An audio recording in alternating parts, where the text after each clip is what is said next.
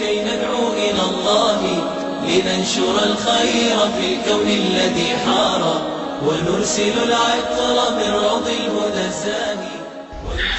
لقمان علیہ السلام ایک اللہ کے ولی گزرے ہیں. ظاہر رنگ کے کالے تھے مگر اللہ کے ہاں بڑے مقام والے تھے.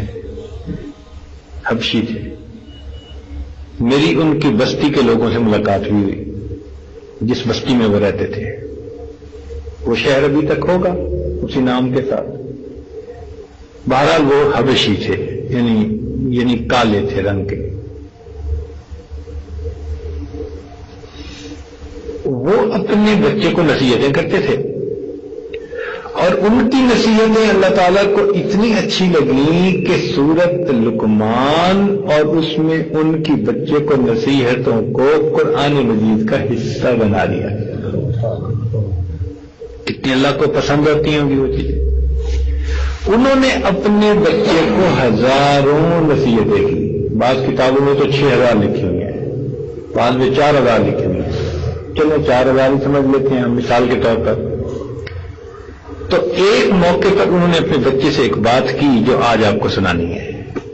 فرمان لگے کہ بیٹے میں نے 4000 نصیحتوں میں سے 4 کو تمہارے لیے چن لیا. کیوں جی؟ کتنے میں سے کتنے کو چن لیا؟ 4000 میں سے 4 باتوں کو تمہارے لیے چن لیا. وہ میری سب نصیحتوں کا لب لباب ہے. تو بھئی اہم باتیں ہوں گی نا. تو بیٹے نے پوچھا کہ ابو وہ کون سی؟ فرمایا احفظ 40 فی 40. 4 موقعوں پر 4 چیزوں کی حفاظت کرنا. 4 موقعوں پر 4 چیزوں کی حفاظت کرنا بیٹے. پہلی بات فرمایا احفظ عینیک فی بیوت الناس.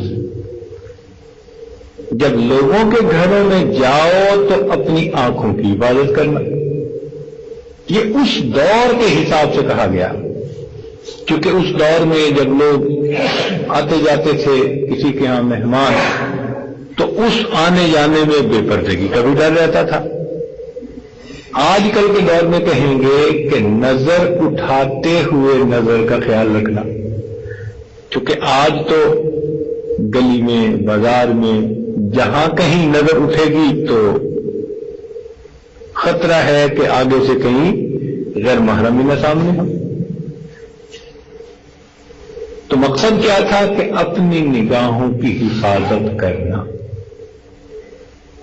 یہ آج کل کے نوجوانوں کے لیے ایک بہت بڑی نصیحت ہے.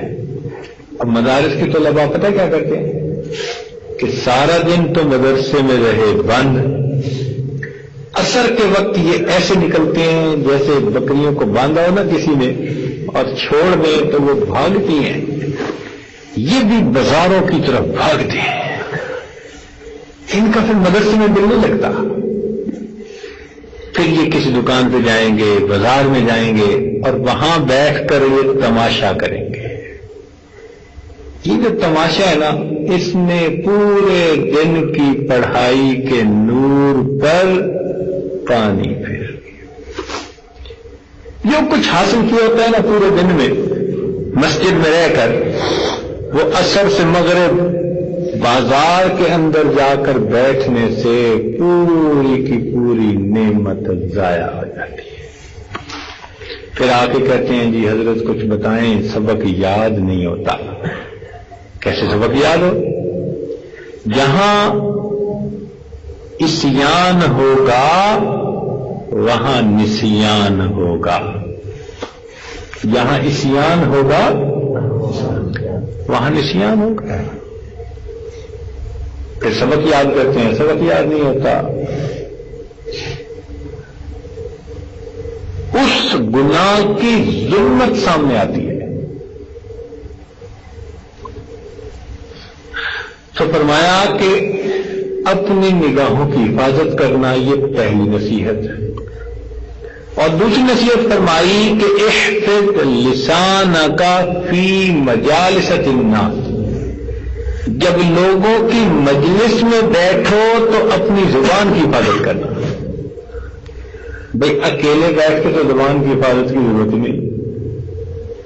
اکیلے میں بیٹھ کے تو گالیاں وہی بکے گا نا جس کا دماغ خراب ہوگا. عام بندہ تو چپ ہی رہتا ہے اکیلے میں.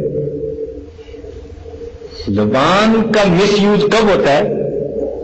لوگوں کی مجلس میں، جب 1 سے 2 ہوتے ہیں، 2 سے 3 ہوتے ہیں، پھر زبان کا برا استعمال شروع ہوتا ہے. کسی کی غیبت کی، چغلی کی، بہتان باندھا، کیا کیا؟ تو فرمایا کہ لوگوں کی مجالس میں بیٹھ کر کس کی حفاظت کرنا؟ زبان کی حفاظت کرنا.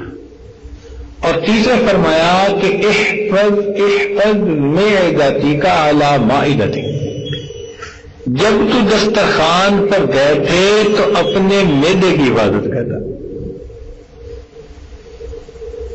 اس لیے کہ دسترخوان پر بیٹھ کر انسان جو کھاتا ہے وہی اس کی صحت ہوتی ہے. اس کو انگریزی میں کہتے ہیں your health is what you eat, جو آپ کھاتے ہیں وہی آپ کی صحت ہوتی ہے. اور آج کل کے نوجوانوں کو تو کھانا اچھا نہیں لگتا، ان کو فاسٹ فوڈ اچھا لگتا ہے. چپس کھائیں گے، پتہ نہیں کیا کیا الٹی سیدھی چیزیں بن گئی ہیں نئے دور کی. یا اللہ، اگر روٹی سالن دو نا تو وہ اچھا نہیں لگتا. یہ کہیں گے ہمیں پوٹیٹو چپس لے کے دیں، اور نئے نئے کھانوں کے ہمیں نام ہی نہیں آتے، پرانے دماغ کے بنے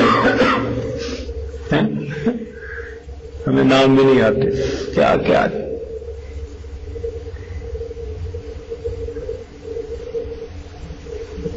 تو فرمایا کہ بیٹے دسترخوان پر اپنے میدے کا خیال رکھنا. اور چوتھی بات فرمائی کہ بیٹے احفظ قلبک فی الصلاۃ، جب نماز پڑھنے کا وقت ہو تو اپنے دل کی حفاظت کرنا کہ دل میں وساوس کوئی نہ آئے. اور واقعی جب بندہ نماز پڑھنے کھڑا ہوتا ہے نا تو ایسی ایسی باتیں یاد آتی ہیں جو آگے پیچھے یاد ہی نہیں آ سکتی. ایک بندہ کہیں پیسے رکھ کے بھول گیا، یعنی خزانہ کہیں دبا کے بھول گیا، اب اسے یاد نہیں آتا تھا. تو وہ آیا امام اعظم ابو حنیفہ رحمۃ اللہ علیہ کے پاس. ماشاءاللہ وہ تو اتنے ذہین تھے کہ کیا بات ہے. کہنے لگا حضرت مجھے یاد ہی نہیں آ رہا میں نے کہاں رکھا. تو میں 2 رکعت نفل پڑھا. ان کو پتا تھا کہ 2 رکعت نفل پڑھے تو بس فوراً اس کو نماز کا خیال نہیں رہتا، سب باتیں یاد آ جاتی ہیں. تو فرمایا کہ بیٹے نماز میں اپنے دل کا لحاظ رکھنا، یعنی خیال رکھنا، تاکہ اس میں کوئی وساوس خیالات باہر کے نہ آ سکے. تو بھائی یہ 4 باتیں عزیز طلباء ان کی پوری نصیحتوں کا نچوڑ ہے. اب آپ ذرا مجھے گنوا دیں 4 باتیں کون سی ہیں؟ آنکھوں کی حفاظت، زبان کی حفاظت، روزے کی حفاظت، اور نماز کے اندر. پھر 4 باتوں کے ساتھ تھوڑا سا ضمیمہ بھی ساتھ لگا دیا. ہوتا ہے نا کہ یہ تو میرا پیپر ہے اور اس کے ساتھ میں کچھ اور بھی اضافہ لگا رہا ہوں. تو فرمایا کہ بیٹے 2 باتوں کا کبھی تذکرہ نہ کرنا، 2 باتوں کا کبھی تذکرہ نہ کرنا. ایک، اگر تو کسی کے اوپر احسان کرے تو اس احسان کا کبھی تذکرہ ہی نہ کرنا. اور دوسرا، اگر کوئی تیرے ساتھ برائی کرے تو اس برائی کا کبھی، یعنی اللہ کے لیے معاف کر دینا. جب اللہ کے لیے معاف کر دو گے تو تم اس کا تذکرہ ہی نہ کرو گے. تو 2 چیزوں کا تذکرہ نہ کرنا. کون سی 2 چیزیں؟ ہاں بھائی کلا. ایک تو اگر تم کسی پر احسان کرو تو اس کا تذکرہ نہ کرنا، اور دوسرا کوئی تمہارے ساتھ برائی کرے تو اس کا بھی تذکرہ کرنا، اور فرمایا کہ دو چیزوں کو کبھی بھی نہ بھولنا، دو چیزوں کو یاد نہ کرنا اور دو چیزوں کو اتنا یاد کرنا کہ دو چیزوں کو کبھی بھی نہ بھولنا۔ اس نے کہا جی کون سی؟ فرمایا ایک اپنے رب کو کبھی نہ بھولنا اور دوسرا اپنی موت کو کبھی نہ بھولنا۔ ایک اللہ تعالیٰ کو کبھی نہ بھولنا اور دوسرا، اور واقعی بات 100% سچی ہے، جو شخص ہر وقت اللہ تعالیٰ کو یاد رکھے اور ہر وقت اپنی موت کو یاد رکھے، وہ بندہ اپنے راستے سے کبھی بھی نہیں پٹڑی سے اتر سکتا۔ ہمیشہ اللہ کو یاد رکھیں اور ہمیشہ اپنی موت کو یاد رکھیں۔ جب انسان موت کو بھولتا ہے نا تو پھر وہ دنیا کے اندر الجھ جاتا ہے۔ اس لیے فرمایا اذکروا حازم اللذات الموت، لذتوں کو توڑ دینے والی چیز موت کو یاد رکھو۔ یہ موت کو بھولنے کی علامت ہے نا کہ ادھر زلزلہ آیا اور لوگوں کے گھر گرے، لوگوں کی جانیں چلی گئیں، اور ایسے بھی لوگ تھے جو ان مکانوں کے گرے ہوئے ملبے میں سے لوگوں کی چیزوں کو لوٹ رہے تھے، اور ایسے بھی تھے کہ اگر عورتیں اس میں دب کے مری تو ان کے ہاتھ کاٹ کر اس میں سے زیور چھین رہے تھے۔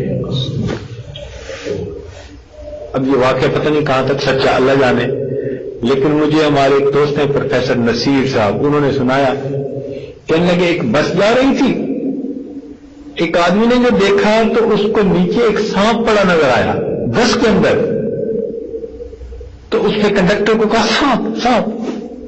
کنڈکٹر نے اس سانپ کو پکڑ کے جو کھڑکی تھی اس سے نیچے پھینکا، تو کہتے ہیں کہ ساتھ ہی ایک سکوٹر پہ نوجوان جا رہا تھا، وہ سانپ اس سکوٹر والے کے جسم پہ جا کے لگا اور اس میں سے کاٹا، جب کاٹا تو سکوٹر والا گرا اور مرا۔ جب پولیس نے آ کر اس بندے کو دیکھا تو اس کے سکوٹر کے پیچھے ایک کوئی چیز بنی ہوئی تھی، ایک جیسے کچھ چیز یا بریف کے لیے جو مرضی سمجھ لو، اس کو جب کھول کر دیکھا تو زلزلے میں جو عورتیں دب کر مر گئیں ان کے ہاتھوں کو کاٹ کر لایا تھا جن میں چوڑیاں گوٹیاں پہنی ہوئی تھیں، اور ان کو لے کے جا رہا تھا۔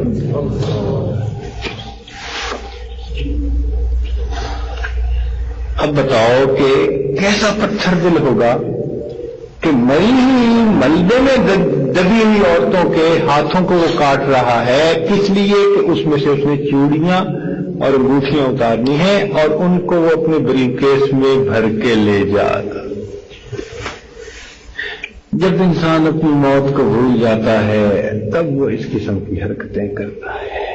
تو دو باتیں کہیں، فرمایا بیٹے اللہ تعالیٰ کو کبھی نہ بھولنا اور اپنی موت کو کبھی نہ۔ جب موت بھول جاتی ہے نا پھر انسان بالکل دنیا میں الجھ جاتا ہے۔ تو بھائی ان دو چیزوں کو ہم یاد رکھیں، اللہ تعالیٰ ہمیں اپنی یاد کی توفیق نصیب فرمائے، موت کو ہر وقت یاد رکھنے کی توفیق نصیب فرمائے، اور اللہ تعالیٰ ہمارے گناہوں کو معاف فرمائے۔ وآخر دعوانا الحمدللہ رب العالمین۔ في كل سماء والحق يسود الله الله الله أكبر الله الله الله أكبر لا إله إلا الله